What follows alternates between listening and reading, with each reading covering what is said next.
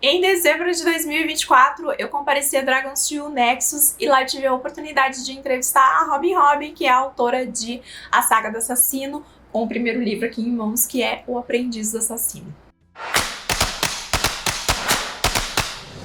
Eu fiquei muito feliz de ter tido essa oportunidade. Pra quem acompanha o meu canal, sabe que a Robin Hobb é uma das minhas autoras de fantasia favoritas aí. É uma autora que eu leio há muitos e muitos anos. Eu já concluí, né, o Reino dos Antigos inteiro, de cabo a rabo aí da autora. E eu achei que eu não ia nunca conhecer a Robin Hobb, então foi um momento muito especial. Ela é super simpática, me tratou muito, muito bem. E este é o vídeo onde eu vou compartilhar com vocês a entrevista que eu fiz com ela. Eu resolvi fazer uma introdução um pouco diferente, além de já entrar direto com a entrevista, né, pra reintroduzir a Robin Hobb pra vocês, caso vocês não conheçam ela. Ela, então, é a autora de Aprendiz de Assassino, que abre a saga do assassino com a história do Fitz. Aqui no Brasil a gente tem uma certa lentidão com as publicações da autora. Ela inicialmente foi publicada pela Leia, tá? Então essas daqui são as edições mais antigas aí dos livros dela aqui no Brasil. Na verdade, antes dessas capas teve uma outra capa, que eu vou colocar aqui na capa pra vocês. É uma capa sem ilustração, só com o servo na frente. Esse aqui é o último. E esse aqui finalmente, então, tá sendo republicado aí pela Companhia das Letras, que agora no selo Suma é a casa da Robin Hobb no Brasil. Então, Fúria do Assassino chega pra gente agora em 2025 e eu tô muito feliz que finalmente houve esse movimento aí pra gente voltar a ter as publicações da autora aqui no Brasil. Eu sou uma fã do Fitz, eu adoro esse personagem, ele sofre horrores. Eu acho que essa é uma coisa muito legal também sobre a autora, que foi bastante comentado nos painéis em que ela participou, do quanto na época em que ela estava escrevendo essas histórias ela estava indo muito contra a corrente, contra o fluxo do que os autores estavam fazendo e trazer um personagem que tá sempre tropicando, que tá sempre cometendo erros e que tá sempre se ferindo literalmente na história, então que a história apresenta consequências, vai um pouco contra esse movimento do herói intocável que a gente estava muito acostumado a ver na fantasia, ainda está muito acostumado a ver na fantasia, ainda é muito raro a gente ver autores arriscando com seus personagens, ferindo seus personagens e realmente colocando esses personagens em risco. E a Robin Hobb estava fazendo isso já há bastante tempo. Ela foi muito gentil na entrevista e me levou um set da primeira trilogia em inglês e autografou todos os livros pra mim, que eu vou guardar essas edições com muito carinho. Aqui na minha estante eu tenho 4 sets da primeira trilogia, porque eu não me vejo me desfazendo dessas edições da Leia, que foram as edições que eu li pela primeira vez. Vou manter, obviamente, as edições da Suma também nessa nova publicação, porque a gente tem a expectativa de que a gente tenha os próximos livros lançados e que eles todos vão ficar bonitinhos ali na estante. Tenho esse set agora que eu ganhei, e eu também comprei a edição em capa dura de colecionador, que foi um lançamento aí pra comemorar. Essa aqui, ela é ilustrada, ela tem ilustrações ao longo do caminho, então é uma edição belíssima e é uma série de fantasia aí que eu sempre referencio. Então, sem mais delongas, não vou ficar aqui falando muito a respeito disso, só queria relembrar pra vocês aí um pouquinho a capa dos livros. E agora vamos ouvir o que a Robin Hobb tem pra falar nesse momento que a gente conversou juntas em dezembro de 2024. The first question I want to ask you is something that I didn't even write in my questions, because it was something that I thought about at the beginning of the week. And then yesterday when you were talking to Brandon Sanderson and then Wells, you talk about how we get distracted with our cell phones and things like that. I watched a video of a TikToker and she was kind of complaining. She was holding Six of Crows of Leigh Bardugo and she was complaining how the book was wordly. There was too many words in the book. Okay. And I think that kind of reflects how our new generation of readers are approaching stories. And when we have big worlds like the Realm of the Elderly, or even like the Cosmere, or even series that are not divided like The Wheel of Time or Malazan, people get afraid of reading those stories. They don't want to make the commitment. They don't want to make the commitment. And I don't understand that, because it's the thing I like the most. It's like having a lot of books in the same world that I can navigate through. I want to know your opinion about that, and what advice would you give to the readers that are afraid of reading big series, even if they are divided into small series like yours? It's hard to know how to encourage readers to enter into our world. I have talked to readers who said, oh, I read your Live Ship trilogy, but I was only interested in one of the characters, so I skipped all the chapters that didn't have anything to do with her. And I was, how can you possibly understand how she grew and changed if you don't read those chapters that are other people doing things and events? That particular reader seemed happy with the experience she had. Yeah. When I was on the panel yesterday with Brandon, and I said, I believe the novella is going to make a comeback, I would say maybe try some of the shorter stories set in that world and see if you like it enough that you might want to make a commitment to it. When I first started writing, I was told that a paperback, you couldn't make it longer than 275 pages because the binding would hold. So editors and publishers were saying, keep your word count down because you can't do that. And then when I saw the first book from the Wheel of Time on a bookshelf with all these thin little paperbacks, and then there is this massive brick of a book. And I said, that binding is going to hold now. We can expand. I do think we're going to see kind of a moving back towards shorter reads because cell phones and everything have encouraged us to have a briefer period of engagement and then go quickly to the next thing. And I catch myself doing it too, and looking at my cell phone at night instead of picking up a book, and suddenly I'll look up and it's 11 o'clock and I haven't even opened the book I checked out from the library. I need to change my habit. So there it is. So I can scarcely tell readers what to do when I'm having the same problem. The second question is, you've been publishing for a long, long time. Yes. And when you started, the scenario for women writing fantasy was quite different. So what do you think is the biggest change from when you started and now, looking closely to having more women writing fantasy? I'm going to disagree with you a little bit. Okay. One of the first stories I ever read in 1958, The Joyous Story of Astrid, is a fantasy written by a woman. And then by the time I came along, Ursula Le Guin already had a substantial following. There were just a lot of, Johanna Rush, so many women writers already. And I never said, I'm going to go buy a book by a female writer. I would just buy a book that I wanted.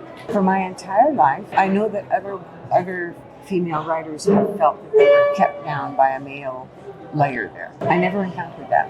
No. And all of my editors from my earliest time were women. Terry Wendling. See, this is the bad part about COVID. I've lost all my names. But Terry Wendling and Jessica Amanda Samuelson, who bought my first commercial story, who was not only, she was a trans woman. Oh, So fantasy and science fiction, I think, has actually been very, possibly more open to female writers in the mainstream. I have not really felt a great change in the field. I was welcomed into it as a writer and never, felt like I was set apart as a female writer. I was just a writer. I will mention two men who were very helpful along the way.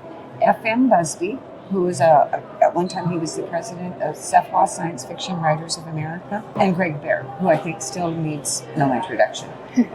And they were very, very supportive of me as an early writer. I did not have an agent. And F.M. Busby sat down with me at a very casual gathering and went through my contract and said, there's this, this, and this. Ask them to change it. They'll say no, but you'll look like you know what you're doing. I've only had support from other writers in the field, male and female. Yeah. So there you go. Maybe this is a perception that I have because I'm looking to what it is translated to my country, and the volume of fantasy written by women, it grew in the past decade. Oh, that's wonderful. Than it was before. So like when I started reading you were pretty much the only epic fantasy writer that was being published in Brazil in that type of story. Well, I will thank my Brazilian publisher then for having that perspicacity. Yeah. The next question, it's also aiming in the market, because we had like a good scenario for fantasy in Brazil until 2018, 2019, and then everything stopped. And COVID hit, so we had reasons why things are not being published. But since then, I think it was only in the last few years that we started having epic fantasy adult being published heavily in Brazil. Well, not heavily, sparsely maybe. And I don't feel that the same thing happened in the United States or the UK. I feel like the volume of this genre is steady along the years. But you publish it in a lot of different countries. Yes. Do you feel that this wave of sometimes fantasy being high or sometimes fantasy being low happens in other countries too? I don't know if I'm in a position to answer that because I am, unfortunately, monolingual. I only speak and read English. I've always been a little bit sad that the flow seems to be from Anglophone writers to other countries, and you don't get a lot of flow coming the other way. There are remarkable exceptions, of course, but if you ask me to name even 5 Brazilian writers of fantasy, I could not do it. That's a question I'm really not qualified to answer. I wish we would see more flow from Portuguese, from Spanish, from French, from all the languages back into English, but we just don't. I was talking about that with a friend recently because in Brazil we have like this big shelf of translated fiction and a smaller shelf of Brazilian writers. I think the publishers prefer to publish translated fiction than Brazilian fiction. And when I'm looking like other content creators, other readers, other booktubers, it's the opposite. The big shelf, it's not translated fiction. The small shelf is the translated fiction. So we kind of live in opposite worlds of the literary world. It would be wonderful to see a greater flow of translated works, simply because I think, we need to understand each other across our boundaries much better than we do right now. It's an invisible wall that I would like to see it breached. Going to the realm of the elderlings now, we have many fools in literature now. Many authors start writing, write a lot of characters like Fool. Brandon Sanderson has Hoyt. So I would like to know from you how the idea of having one character that tied everything together came up, and how did you work that through your story to reach an end that was as fulfilling as the end of the realm of the elderlings? I think that the fool or the jester has appeared a lot in English literature. I mean, Shakespeare, for instance.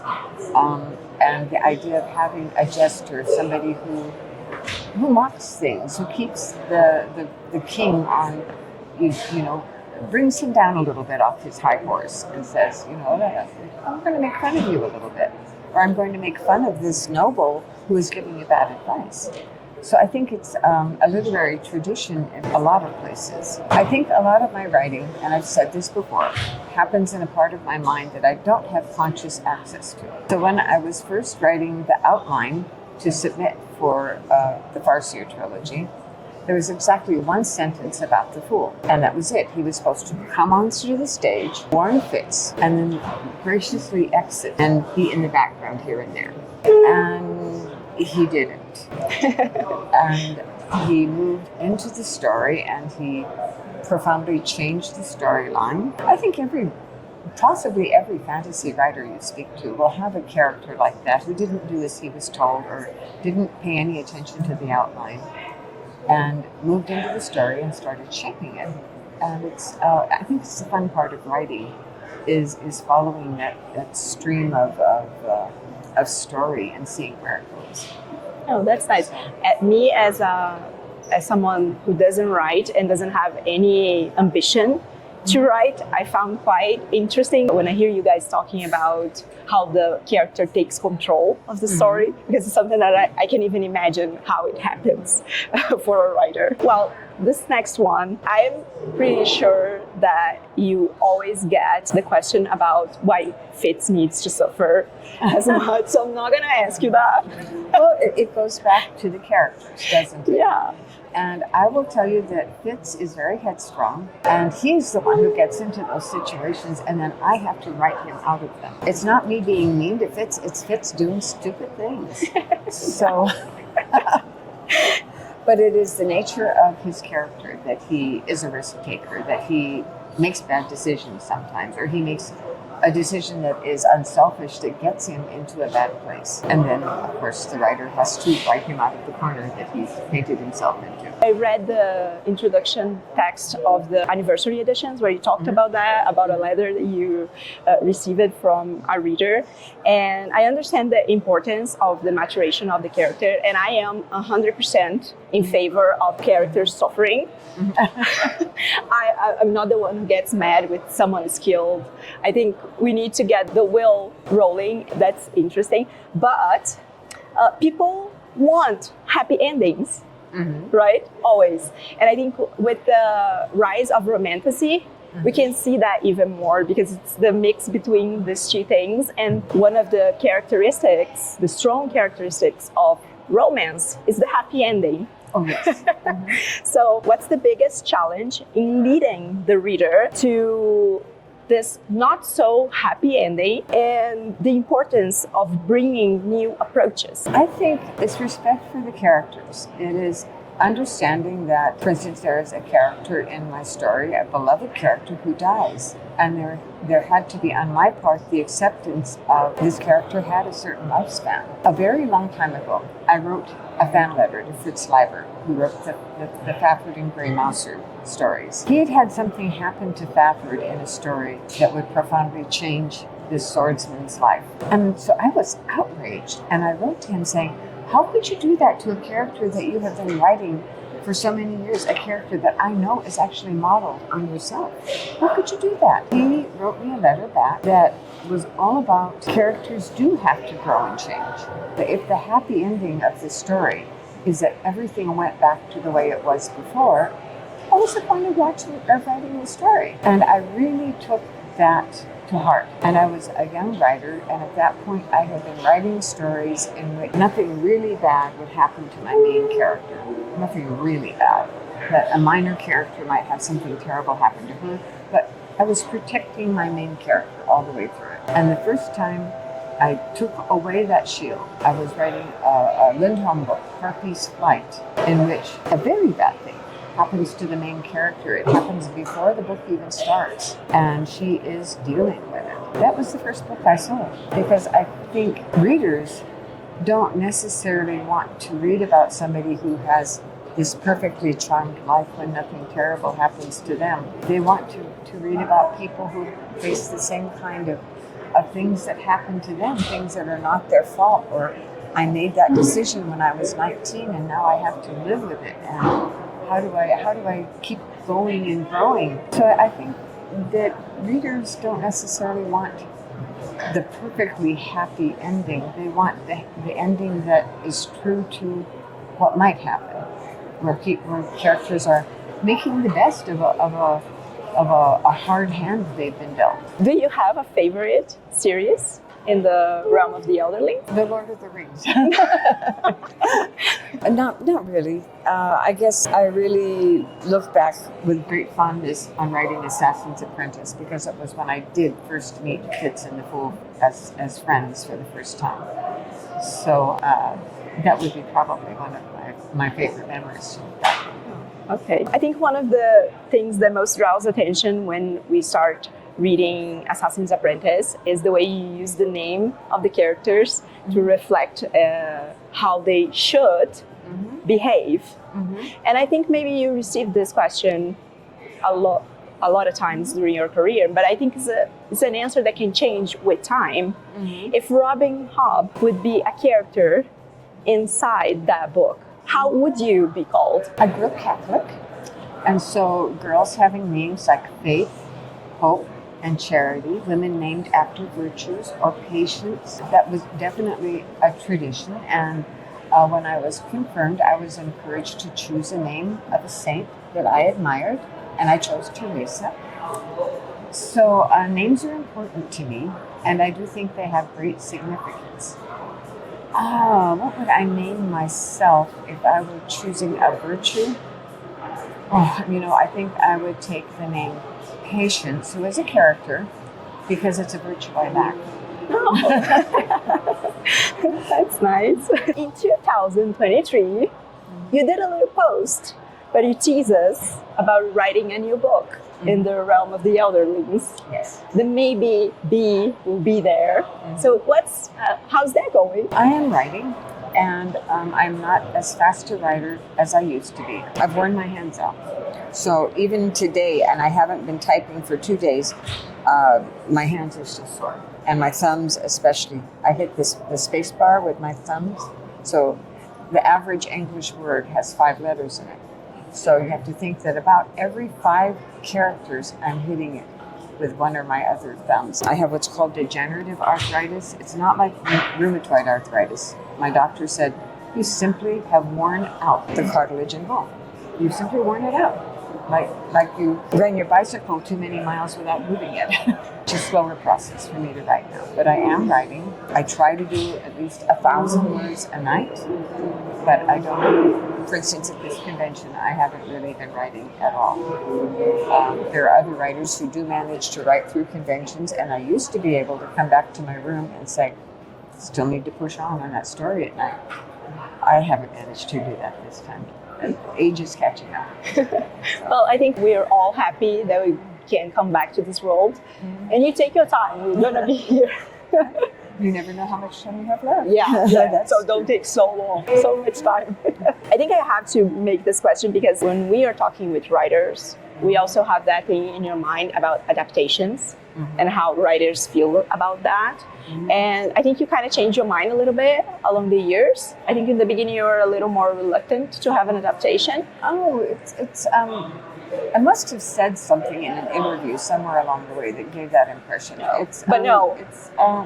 You are open to if the opportunity comes along. The Farseer trilogy has been optioned several times, but anybody who works in the film industry will tell you that 100 things get optioned and maybe one movie actually gets made or one TV series. Waiting for it to be optioned by the whoever that has the correct creative team where I can mesh with them. The 2 times that it has been optioned and I've actually seen a script, it used the names of my characters, but that was the only resemblance. And so I had to say, no, thank you. This is not something my readers would not be happy with this. They would be angry with me. And so we just can't move forward. Maybe someday there will be someone that comes along and says, I actually want to make a movie or a TV series that is from your books. Then I could work with them. But it wouldn't be fair to myself or the readers or my characters to just say, give me the money and do what you want. Yeah, and I think we do appreciate that. Sanderson is very vocal about that, and he's always talking about how he's not going to just deliver his work to someone that's not going to let him kind of take a pick and be sure that things are working well. And we have a lot of examples when this went wrong. Very bad. So I always say that I prefer to have a good adaptation, and when I say good, it doesn't need to be faithful, because we know when we are adapting, some changes need to happen, but it needs to feel like I'm watching the characters that I read. So I appreciate when the author has this attention of not just delivering, just to see happening. I will talk a little bit further about that. For instance, Walt Disney made an adaptation of The Jungle Book. So many people think they know the story of The Jungle Book from watching that as children.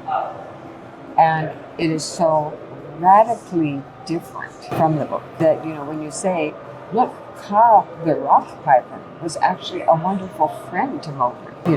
It's like, oh, how could that story be? To me, it's very sad when people watch a movie or a television series that takes the book and takes great liberties with it, because then there's that dissonance, that disconnect between the people who have read the book and the people who have seen something and they think they know the story. It's sad. Yeah, I think it's a little bit different, but we are having the Wicked wave now, and the movie is a huge success, but it's based on the musical. And people are getting the book, who's quite different from the musical. That's exactly what I'm talking about. It's Santa Claus! Yeah, there's a Santa in front of us. I've been very good this year. I've been very good this year.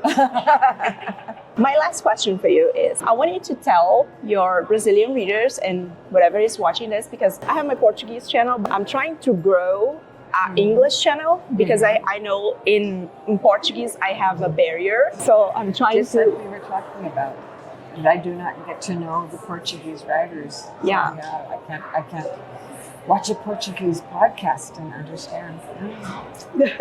Yeah, so I will post this interview in both channels.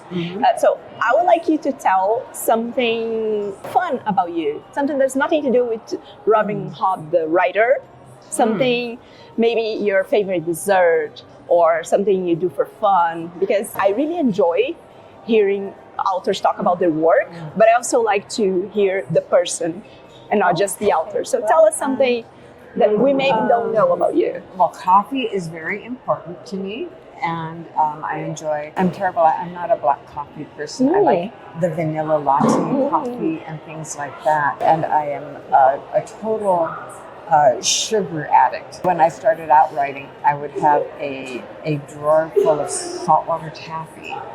And if I had finished a task, I would reward myself with candy. Now, I've had to stop that as I've gotten older, but I look back on it very fondly. Oh, we think we can all relate it. Well, not all of us, because there's a portion of people who doesn't like coffee. Well, I've had to substitute coffee and flavored coffees for my sugar addiction to candy, because your body just doesn't stand up to it after a certain point. But that's it. Thanks so much for taking the time to talk to us. Thank you, and very enjoyable. And thank you for reaching out to us and giving me this opportunity to speak to readers far away in a different language. So I appreciate it. Thank you. É isso, gente. Espero que vocês tenham gostado. Dá pra ver, ela é muito querida e foi muito atenciosa comigo. Se você não leu ainda a Saga do Assassino, nenhum livro da autora, por favor, leia. É muito interessante ver o contraponto. A história do Fitz é uma história muito legal e eu espero muito que a gente tenha mais livros da autora publicados aqui, que a gente siga tendo as publicações do Reino dos Antigos. A Robin Hobb escreve também com outro nome, então ela tem muito mais livros publicados, além dos que estão assinados enquanto Robin Hobb. E uma das coisas que ela revelou na Dragon's Steel é que, além desse livro, né, da Bee que ela tá escrevendo, ela assinou um contrato de publicação de 3 livros, que era uma coisa que ela não fazia há muito tempo. Ela falou que ela tem muitos livros que ela nunca terminou porque ela não tinha essa pressão do contrato e que agora finalmente ela se sentiu confortável de assinar um contrato novamente. Então os leitores podem esperar aí coisas novas da autora vindo na nossa direção e eu com certeza tô muito ansiosa pra ver o que mais que ela vai apresentar pra gente. Se você é novo no canal e não conhece os meus outros conteúdos sobre a autora e sobre esses livros, eu vou deixar aqui embaixo na descrição do vídeo uma playlist especial com os vídeos sobre esse universo. Se inscreve aqui também no canal se você for novo por aqui, deixa seu joinha, comenta aqui embaixo se você já leu, se tem interesse de ler a Saga do Assassino, se já conhecia a autora, e a gente se vê no próximo vídeo.